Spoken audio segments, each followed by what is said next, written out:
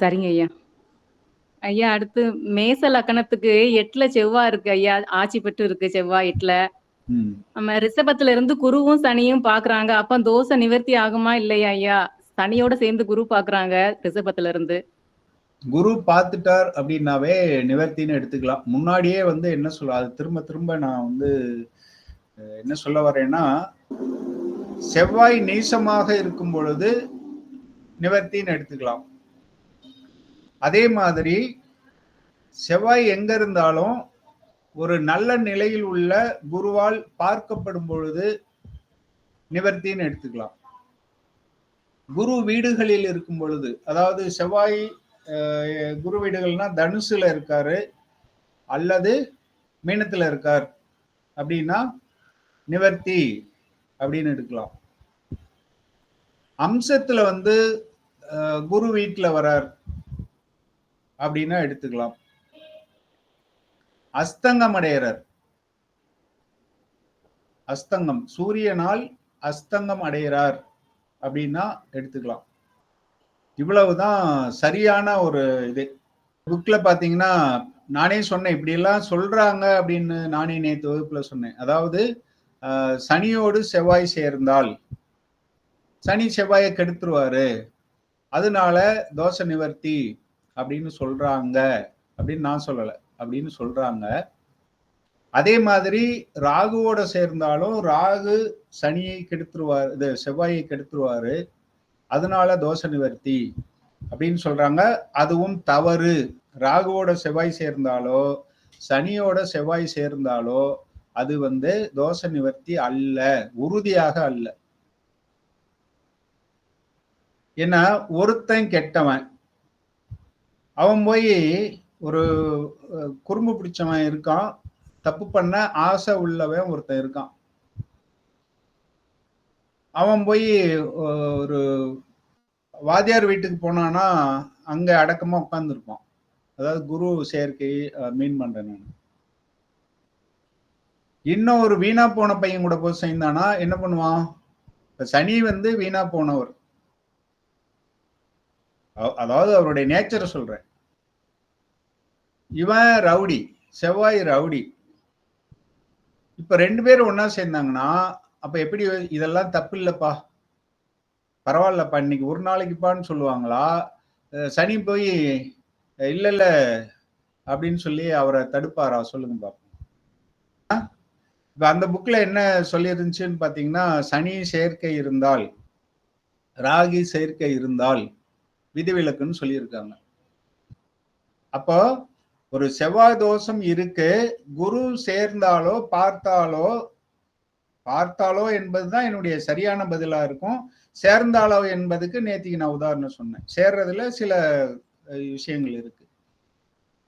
அதுல வந்து என்ன சொல்றோம், குருனால அந்த தோஷம் நீக்கப்படும்ங்கிறது சரி. சனியினால் நீக்கப்படுமா அப்படின்னா நம்ம பொதுவான பலன் எடுக்கும்போது எப்படி சொல்றோம்? சனி செவ்வாய் சேர்க்கை ஆக்சிடென்ட் ஆகும் சொல்றோம். இங்க மட்டும் எப்படி அப்ப நல்லா இருக்க முடியும்? ஸ்திரீ ஜாதகம் அப்படின்னு ஒண்ணு இருக்கு. அதுல பாத்தீங்கன்னா என்ன, இதை புரிஞ்சுக்கணுங்கிறதுக்காக அந்த வார்த்தையை நான் பயன்படுத்துறேன். பேட் கேரக்டர் ஆஃப் உமன் அப்படின்னு போட்டிருக்காங்க. தமிழ்ல இதே தமிழ்ல நீங்க பழைய காலத்து வார்த்தையை பயன்படுத்தினா என்ன சொல்லுவாங்கன்னா வேசி அப்படின்ட்டுருவாங்க. அதனாலதான் இதெல்லாம் நான் தவிர்த்துக்கிட்டு ரொம்ப டீப்பா சொல்ல வேண்டாம் அப்படின்னு சொல்லிட்டு. ஏன்னா இப்ப இப்படி ஒண்ணு வந்துடுறப்போ நாம அதை வந்து சரியான புரிதலோட போகணும். அதுக்கு தான் விதியை வந்து நீங்க புத்தகத்தை பார்க்காதீங்க, நோட்ஸை பார்க்காதீங்க, சொந்தமா உருவாக்குங்க. இப்ப செவ்வாதோஷம் சனி சேர்றதுனால எப்படி நீங்கும்? இதுவும் ஒரு பாவகிரகம், அதுவும் பாவகிரகம்.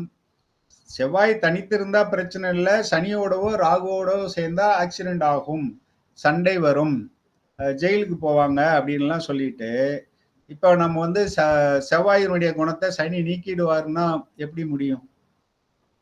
அதே மாதிரிதான் இந்த சிம்ம வீட்டுல,